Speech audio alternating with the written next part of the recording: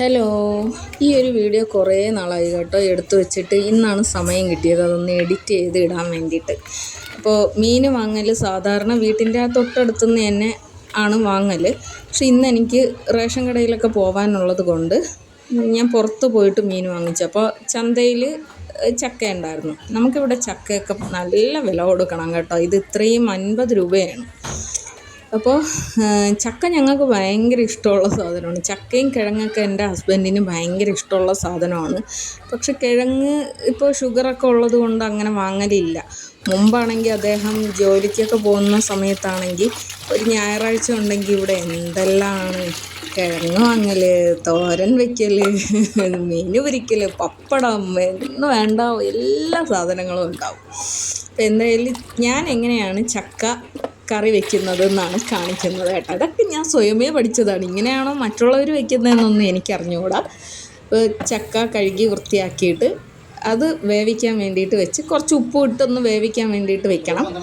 എന്നിട്ട് തേങ്ങയും ജീരകവും വെളുത്തുള്ളിയും പച്ചമുളകും കുറച്ച് കരിവേപ്പിലയായിട്ട് അരയ്ക്കണം. ഇപ്പോൾ തേങ്ങയാണെങ്കിൽ ഈ ഫ്രിഡ്ജിൽ വെച്ചിട്ട് തിരികിയപ്പം തിരുകാനും പറ്റുന്നില്ല, പിന്നെ എടുത്തു വയ്ക്കാനും സമയമില്ല. കുറേ നേരമായിപ്പോയി കേട്ടോ. ഈ പുറത്ത് പോയി സാധനം വാങ്ങാൻ വേണ്ടിയിട്ട് പോകുന്ന സമയം ഫുഡ് ഉണ്ടാക്കാൻ ഒരുപാട് ലേറ്റാവും. ഇപ്പോൾ തേങ്ങയും വെളുത്തുള്ളിയും പച്ചമുളകും ജീരകവും അരച്ചതാണ്. അതിൽ കുറച്ച് കരിവേപ്പിലയും കൂടി ഇട്ട് പിന്നെ ഞാൻ നോക്കിയപ്പോൾ ചക്ക ഒരുവിധം വെന്തു. അപ്പോൾ അതിൽ ഈ അരപ്പും ഇട്ട് കുറച്ച് വെള്ളവും കൂടി ഒഴിച്ചിട്ട് കുറച്ച് നേരം കൂടി ഒന്ന് വേവിക്കുമ്പോഴത്തേക്ക് ഇത് കറക്റ്റ് പരുവമാവും കേട്ടോ. അപ്പോൾ ഈ ഒരു രീതിയിലാണ് ഞാൻ വീട്ടിൽ ചക്ക ഉണ്ടാക്കുന്നത്.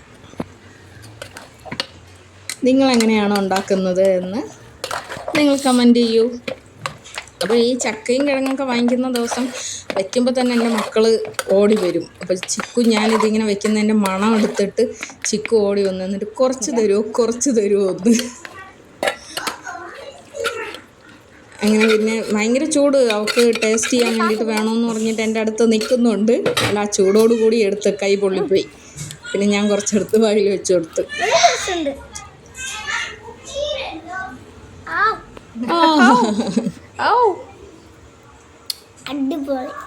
അവർക്ക് ഭയങ്കര ഇഷ്ടമാണ്. കിഴങ്ങിനേക്കാളും ഇഷ്ടമാണ് ചക്ക. അപ്പോൾ അത്രയാണ് ഇന്നത്തെ വിശേഷം. Okay, by.